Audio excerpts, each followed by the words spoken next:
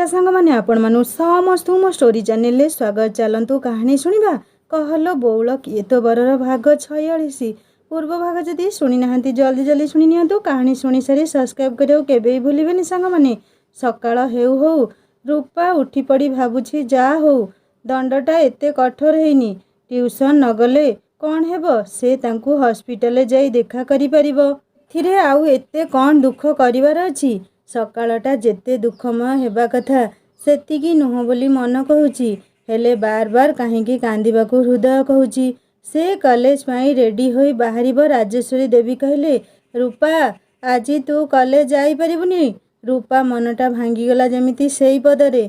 से किछि कहिबा आगरु बाहरे डोरबेल बाजिला। इते सकाळू किए आसिला पुणी। रूपा दौड़ी जाई कबाट खोलिला। सामनारे छिड़ा होइथिले जेजेमा आउ जेजेबापा। रूपार छातीटा दुलुकेई गला।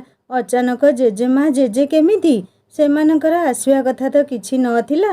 मामा कौन ए सबु जणिया पई जेजेंकु डाकिछंती एठाकू। भयरे सिहरी उठिला रूपा। सेई दिन भितरकू फेरीगला से मिनी पिउसी कथा मानस पिउसांक सह 20 वर्ष तले जहा हेला आउ थरे से हेबाकू देबनी। आजी जेजे ताकू सेई 20 वर्ष तलर जेजे परी दिसुछंती। सेई निष्ठुर जेजे जे निज झीर खुशी को निज हाथ में गुली मारी हत्या कर देइथिले सेमिति निष्ठुर नजर घूरी बुलुछि जेमिति ता उपरे। से निजको संभाली नेबाकू चेष्टा करुथला। से दिनर कथा आउ आजी भितरे आकाश पाताल फरक। आकाश बाबू जेजे कौन हॉस्पिटल जाई गुली मारिबे असंभव पूरा पूरी असंभव। रूपा देखिला जेजेमा को मुह 7 परस्त सुखी जाइछि। से दौड़ी जाई जेजेमा को कुंढेई धरी कहला मो जेजेमा अचानक केमिति आसीगल। तो कथा बहुत मने पड़िला तो माँ जेजेंगु कहली नहीं आसिया पई। रूपा तांको कानरे कहला मिछ काहींकी कहूच जेजेमा मु भलरे जानिछि मामा डकेइछंती तम दुहींकु। जेजेमा रूपार मुह पोछि देई भितरकू पशि आसिले। रूपा कॉलेज जिबाकू मना हेला आजी बोली से भाबुछि मामा कौन ता पाठपढ़ा बंद करि देबे। जेजेबापा रूपा को आज क्रोध भरा आखिरे अनेइथिले। रूपा को बुझिबाकू आउ बाकी रहिलानी मामा जेजेंकु डकेइछंती बोली। से जो खुशी हेउथुला दंड खूब कोहल होइछि बोली एबे आशंकारे हृदय भिजिबाकू लागिला। निश्चय किछि घटिबाकू जाउछि ता सह किछि गोटे बड़ धरणर। काली रातिरु आकाश सबु फोन करुथिबे हेले से केमिति जानिबे एइठी कौन घटुछि बोली मो सह। आकाश बाबूको मनरे जो दुस्वप्न माया मिरिग परी आखि आगरे नृत्य करुछि ताकू से केमिति अणदेखा करिबे। पेसेंट देखिया पई मन कहूनी आजी तथापि निजर कर्तव्य को केमिति पछकू पकई देबे। खूब भारी मनरे पेसेंट देखुथिले आउ रूपा विषय अनेक दुर्भावना मनरे जन्म नेउथला तांकर। से भाबिले लंच समय कॉलेज जाई रूपा सह देखा करि देई आसिबे सबु मनर भ्रम दूर होई जिवो। जे आजी पूरा गंभीर होई बसिछंती जेमिति से भी सेई पुराना दिन रे हजी जाइछंती। सेई कठोर जमीदार साजी निज झीर खुशी को गुली मारुछंती। रक्ताक्त अतीतर छिटा जेमिति आजी तांको मुहरे छिटिक पड़ुछि। रूपा विचाराधीन दोषी परी काठगड़ारे ठिया होई अपेक्षा करिछि विचारपतिंक दंडादेशकू। हेले लंच जाए तो सबुकिछि सामान्य जना पड़ुथुला। समस्ते अत्यधिक नीरव थिले। काहारी मुहरे भाषा नाही जेमिति झड़ आसिबार पूर्व नीरवता बोध हुए। हेले से निजको जेते टाण करिपारे करिबाकू चेष्टा करुथुला। मिनी पिउसी परी निज सह से केबे भी किछि अन्याय हेबाकू देबनी। से लड़िबो शेष जाए लड़िबो स्वर उत्तोलन करिबो। निज जीवन साथी बाछिबार अधिकार तार अछि निश्चय। से एबे साबालक जो जमीदारी धन संपत्तिर अहंकार तांकू ए सबु करिबाकू बाध्य करुछि। सेही अहंकारी राजा माने निज कन्याकू बर बाछिबार अधिकार केमि देउथिले नहेले सेतेबेले सेही स्वयंवर प्रथा न थांता। आउ आजी एमाने ता अधिकार छड़ेई नेबाकू रीतिमय योजना करुछंती। आकाश बाबू लंच ब्रेक रे किछि न कही कॉलेज आड़े गाड़ी छुटाई चलीथिले। रूपा देह कौन खराब हेला ना माइग्रेन बाहरिला।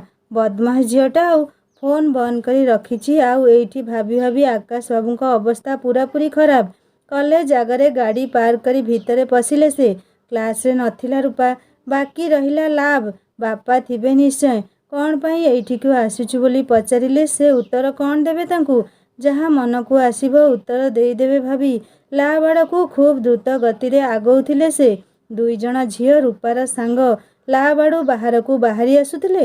ଆକାଶ ବାବୁ ଭିତରକୁ ନ ଯାଇ ତୁରନ୍ତ ରୂପା ବିଷୟରେ ପଚାରିଲେ। ରୂପା ଆଜି କଲେଜ ଆସିନାହିଁ ବୋଲି କହି ଦୁହେଁ ବାହାରିଗଲେ। କଲେଜ ଆସିନି କାହିଁକି? ରୂପା କ'ଣ ହେଲା ତା'ର? ସେ ତୁରନ୍ତ ଗାଡ଼ି ରୂପାର ଘର ମୁହାଁ ବୁଲେଇଲେ। ମନରେ ଅନେକ ଆଶଙ୍କା, ଅଶୁଭ ଚିନ୍ତା ଘାରି ଆସୁଛି ଯେମିତି।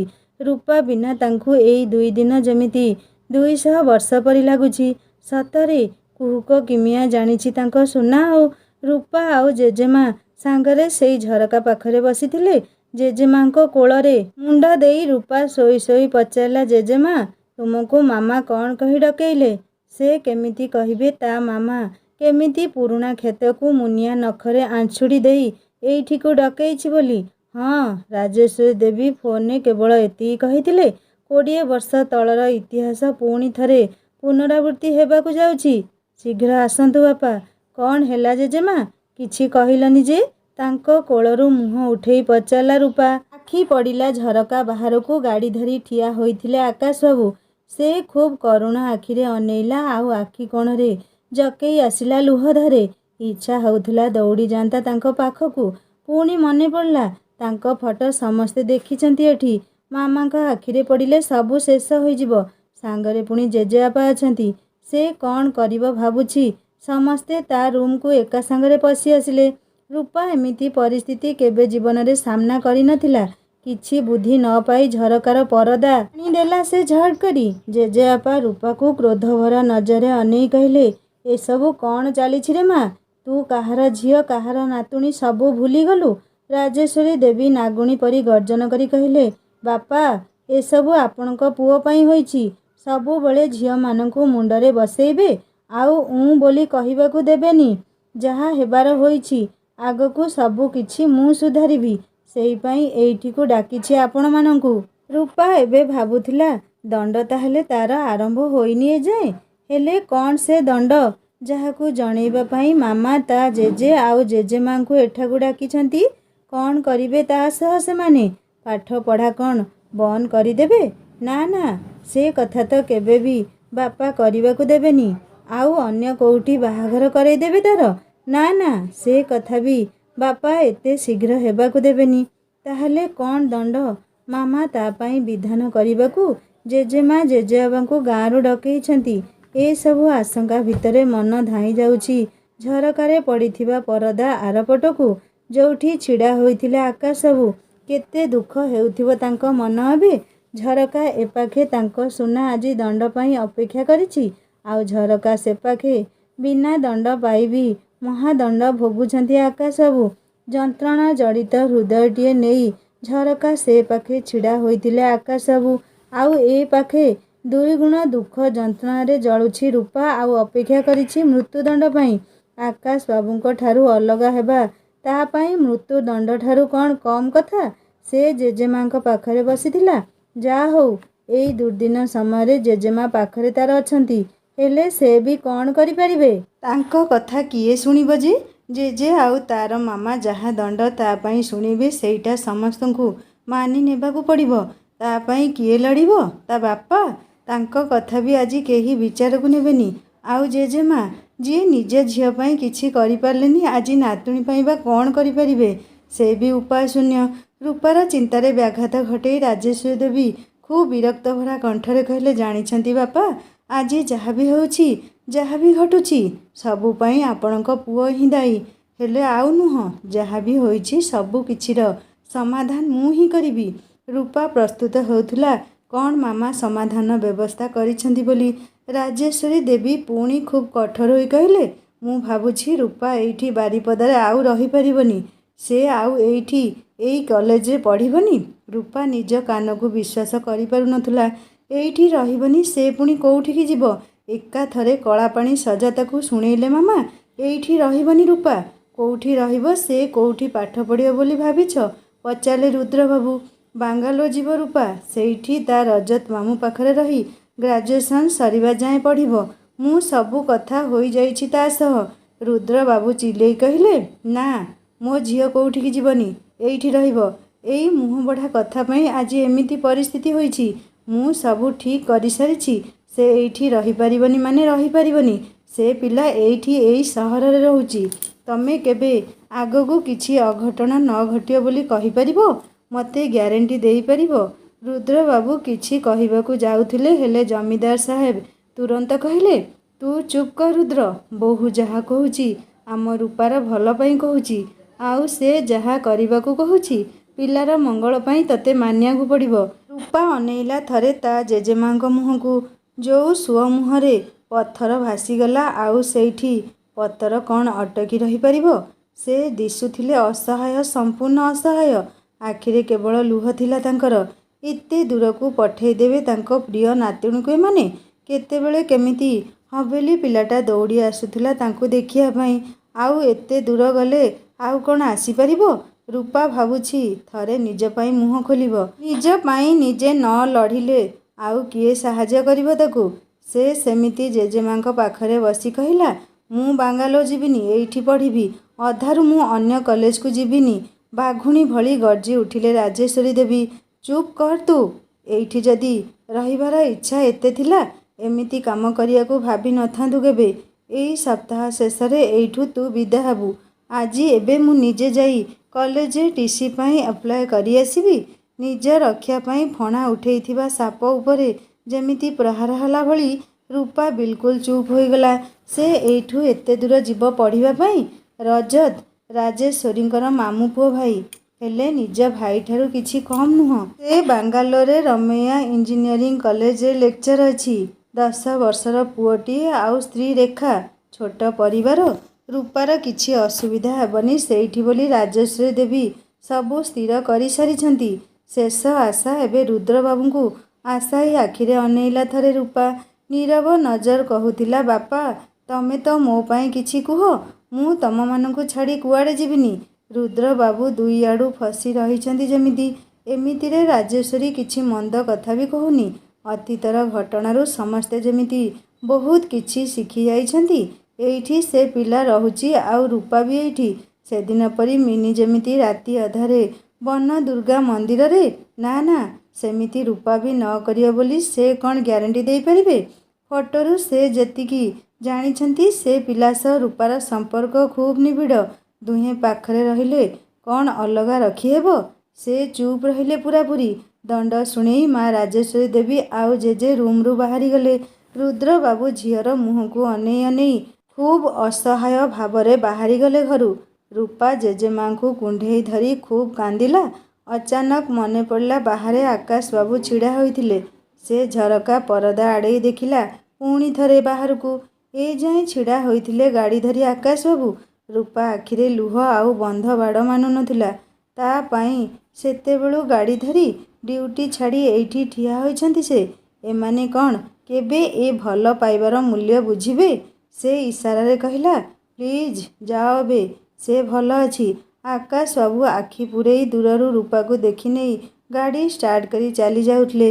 ରୂପାର ହୃଦୟଟା ଯେମିତି ତାଙ୍କ ସହ ବାହାରି ଯାଉଥିଲା। ସେ ଜେଜେମାଙ୍କୁ ପୁଣି ଥରେ କୁଣ୍ଢେଇ ଧରି କହିଲା, ଜେଜେମା ଏମାନେ କ'ଣ ମୋତେ ଦୂରକୁ ପଠେଇ ଭାବୁଛନ୍ତି ତାଙ୍କଠାରୁ ଅଲଗା କରିଦେବେ? କେବେ ବି ନୁହଁ, ଜମା ବି ନୁହଁ। ମୁଁ ବି ତାଙ୍କରି ଝିଅ। କାଉଁରିଆ କାଠି ଭାଙ୍ଗିଯିବ ପଛେ ନଇଁବ ନାହିଁ।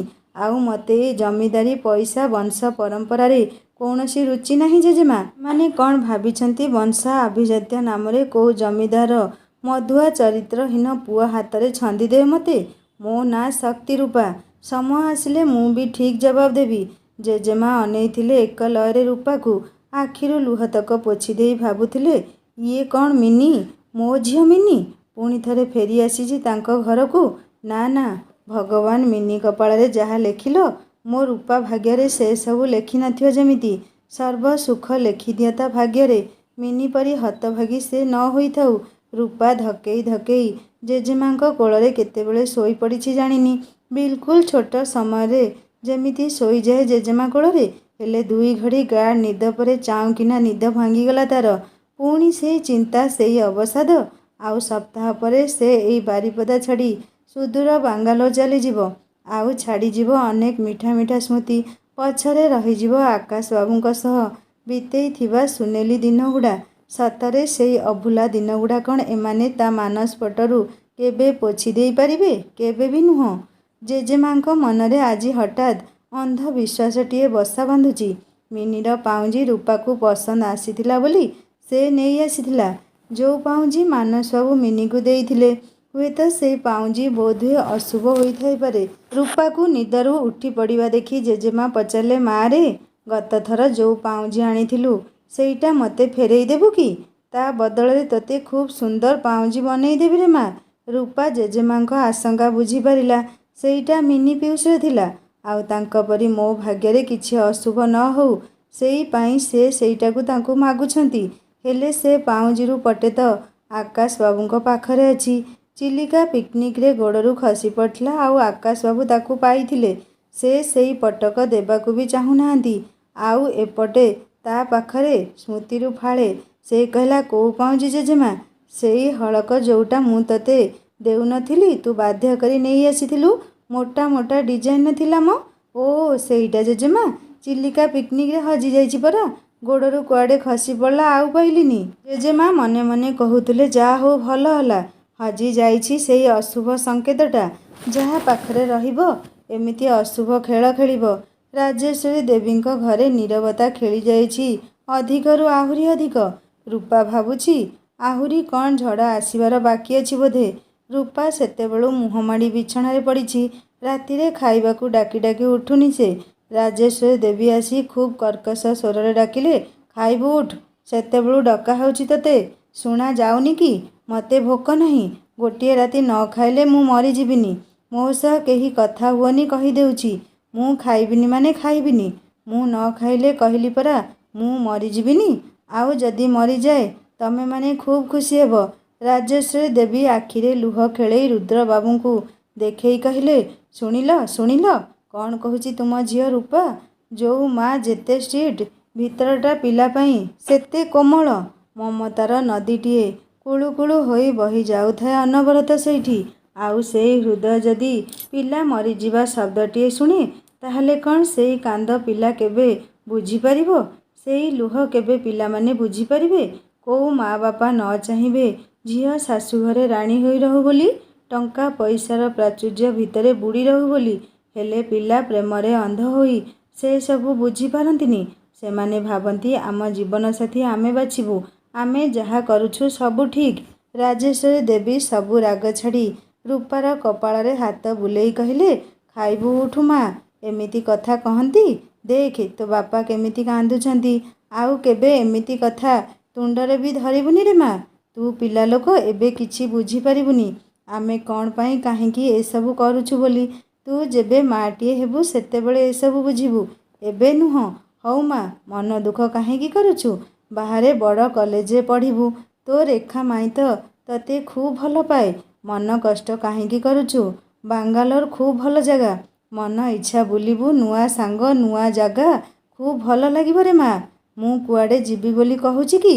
ରୂପା ବୁଝିଲା, ଛୋଟ ପିଲାଟିକୁ ଯେମିତି ଲଲିପପ୍ ଦେଇ ମନ ଭୁଲେଇ ଦିଆଯାଏ, ଆଜି ତା ମାମା ବଡ଼ କଲେଜର ଲଲିପପ୍ ତାକୁ ଦେଉଛନ୍ତି।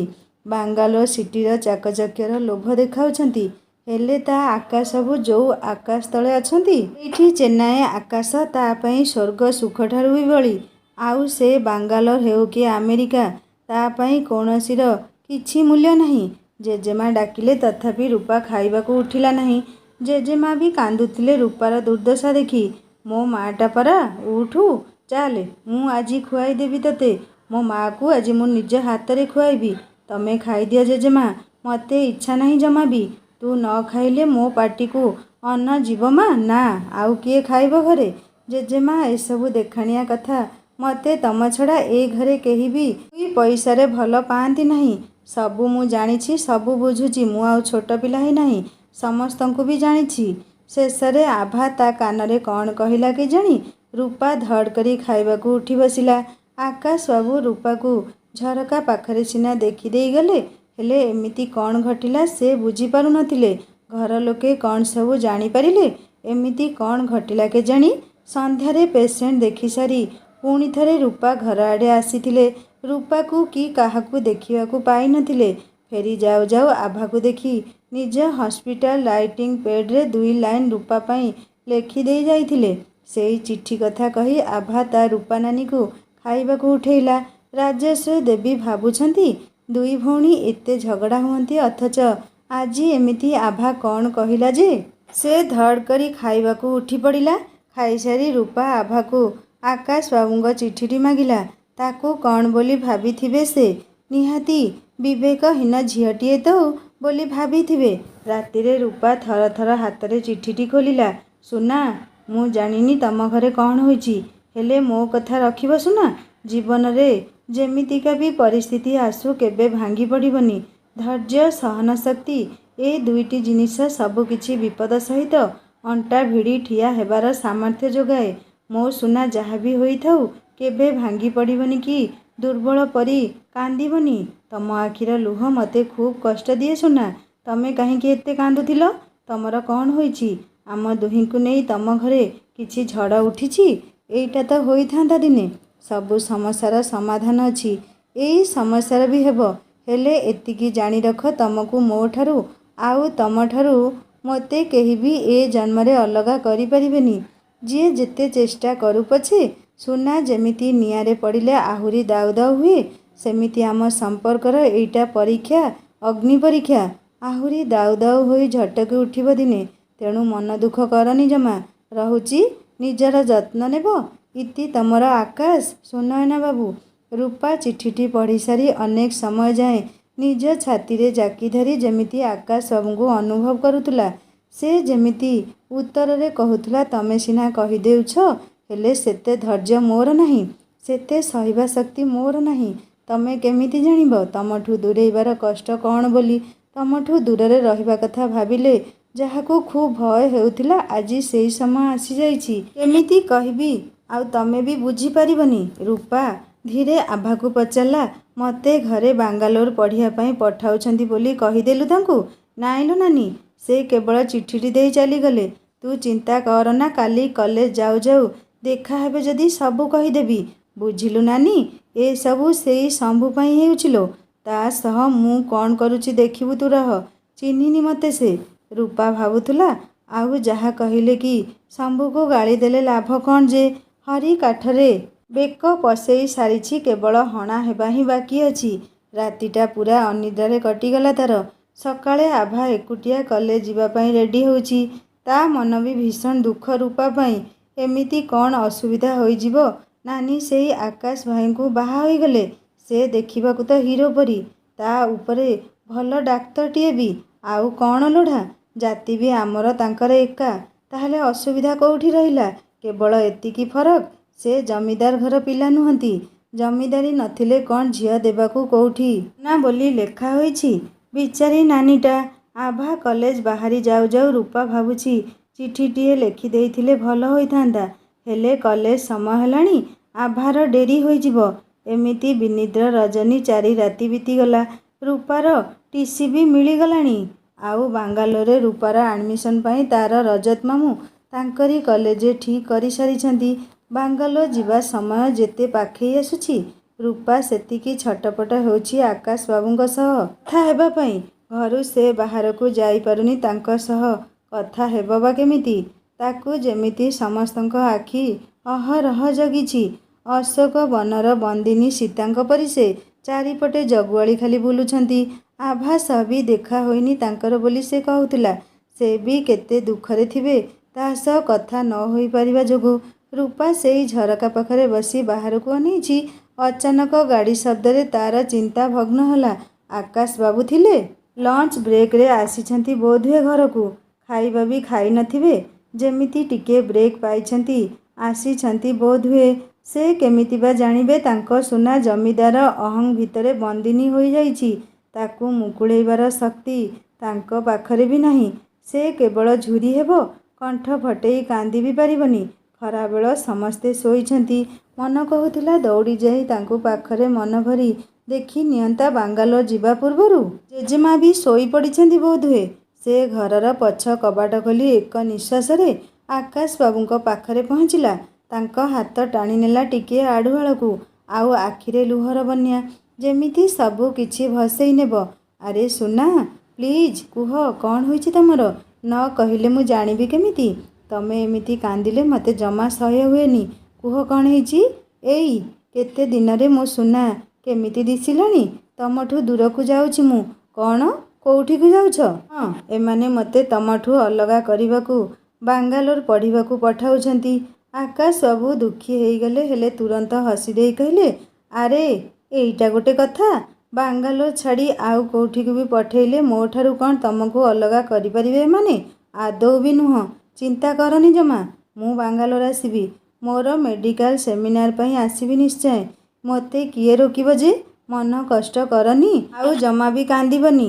ମୋ ସୁନାଟା ପରା। ଦୁହେଁ ଦୁହିଁଙ୍କୁ ଖୁବ୍ ମନ ଭରି ଦେଖିବାକୁ ଚେଷ୍ଟା କରୁଥିଲେ। ରୂପା ନିଜ ଦୁନିଆକୁ ଫେରିଆସି କହିଲା, ମୁଁ ଆସୁଛି ଏବେ। ମାମା ଦେଖିଲେ ନା, ସରିଗଲା କଥା। ରୂପା ଯିବା ବାଟକୁ ଆକାଶ ବାବୁ ଏକ ଯନ୍ତ୍ରଣା ଭରା ଆଖିରେ ଅନେଇ ରହିଲେ। ରୂପାକୁ ସିନା କହିଦେଲେ କ'ଣ ଚିନ୍ତା, ବାଙ୍ଗାଲୋର ଆସିବେ, ହେଲେ ସେଇଟା କ'ଣ ସମ୍ଭବ? ମାସରେ କ'ଣ ଥରେ ଯାଇ ହେବ ଏ ପେସେଣ୍ଟ ଡ୍ୟୁଟିରୁ ବିରତି ନେଇ? ତାଙ୍କ ସୁନା ତାଙ୍କଠାରୁ ଅଲଗା ହେବାକୁ ଯାଉଛି। ଛାତିରେ ଛାତିଏ କୋହ ରହି ରହି ଉମୁରୁଥିଲେ। ରୂପା ଫେରି ଆସିଲା ଆକାଶ ବାବୁଙ୍କୁ ଦେଖା କରିସାରି। ହେଲେ ଯୋଉ ଅନ୍ତର୍ଦାହ ଭିତରେ ସେ ଜଳୁଛି କେବଳ ସେ ହିଁ ଜାଣେ। କାଲି ଜେଜେମା ଆଉ ଜେଜେ ଗାଁକୁ ଫେରିଯିବେ। ତା ପରଦିନ ସକାଳେ ସେ ବାରିପଦା ଛାଡ଼ିବ।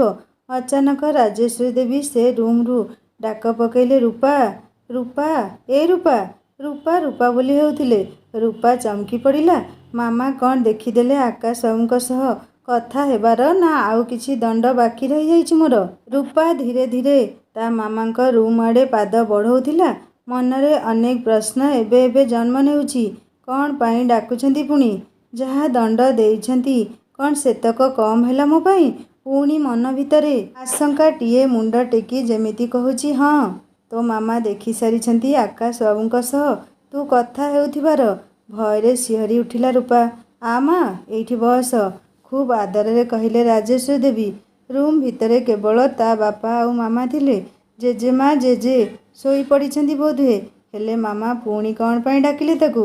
ତାଙ୍କର ମନ କ'ଣ ପରିବର୍ତ୍ତନ ହେଲା କି? ଆଶାଟିଏ ଜାଗି ଉଠିଲା ମନ ଭିତରେ।